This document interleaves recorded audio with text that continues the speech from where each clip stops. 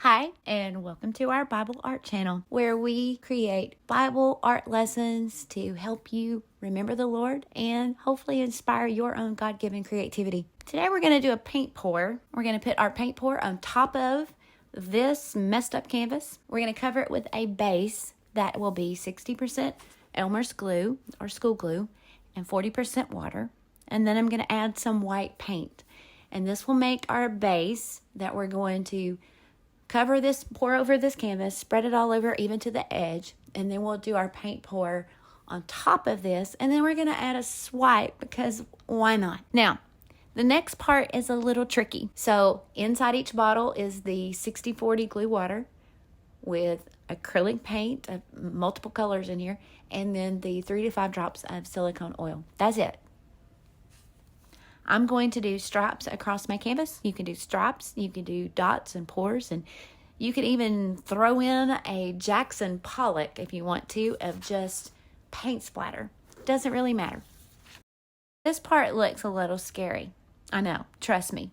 Rarely does the black paint pour work for me. But we're going to take that black paint and I am going to swipe it and cover my canvas by spreading that black paint. I have a clear page protector, and I have just put a piece of paper inside that page protector, and that's just to give it a little structure. I'm going to make sure that it has contact with that black paint, and then I'm just going to press just a little bit and swipe that black paint across the canvas where it almost is gliding on top of all those colors that we applied. Well, that's a bummer. I don't like that white area at all, but I'm going to work around it. I'm going to ignore it for a minute. You can already see some of the bubbles and the sails up here. Do you see the colors popping up? So you can use a hairdryer on a hot setting, or you can use a heat gun. The object is not to dry the canvas or to blow the paint. We're literally just wanting some heat applied to our glue mixture and with our oil and just get a reaction out of it.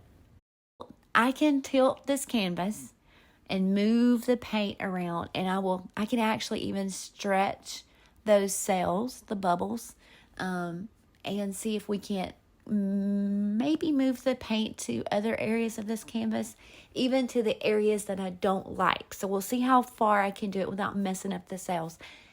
If I'm not watching all areas at one time, I can mess this up pretty quick. So I'm going to move the paint, but at the same time, I'm watching those sails stretch. I don't want to stretch them too far and lose them. And to be honest, if I don't like this painting, before it dries, I can scrape all this off and just start all over again. This painting can be a reminder that sometimes things in life don't always go as we plan. Some things we have to scrape or start over. Other things we have reactions to that cause other reactions. And sometimes God has to move and cover areas of our life to make them more in His image. We don't always know the outcome or the final picture, but if you trust Him, it will always be for good. Maybe this painting process is a good reminder. Now, I have no idea if I'm going to turn this into something or just leave it like it is or cover up some of the areas that I don't like. But I'm going to think about it, and maybe it'll be in another video. And if I do end up doing something, I'll link it to this video. But for now, I'm actually happy with the outline of color on this paint pour, and I find some of this very pretty. Yeah, there's a few areas that I don't like.